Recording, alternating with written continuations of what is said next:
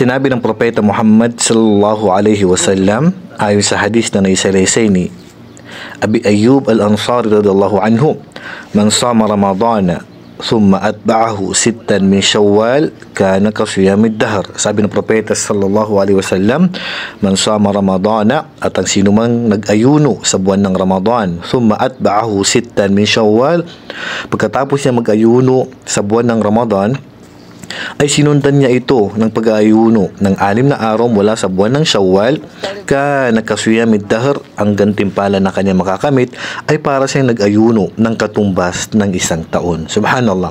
Mga kapatid, huwag natin palagpasin ang pag-ayuno sa 6 na araw mula sa buwan ng Shawwal, kasi ang gantimpala na makakamit mo ay para ka nag-fasting ng 1 taon. Pagkatapos ng Eidul Fitr, kinabukasan ay pwede ka na magsimula. Wala pong katotohanan, keso 3 araw pa daw bago ka pwede mag-fasting, kundi kinabukasan pagkatapos ng Eid ay pwede ka na magsimula nito. Walang problema kung ito ang uunahin mo kaysa pagbabayad. So, ang pag-aayuno ng 6 na araw ng Shawwal ay pwede pong sunod-sunod na araw, pwede rin pong putol-putol. Ang pinakamahalaga ay maayunuhan mo ito sa buwan mismo ng Shawwal. Wallahu a'lam. Assalamualaikum warahmatullahi wabarakatuh.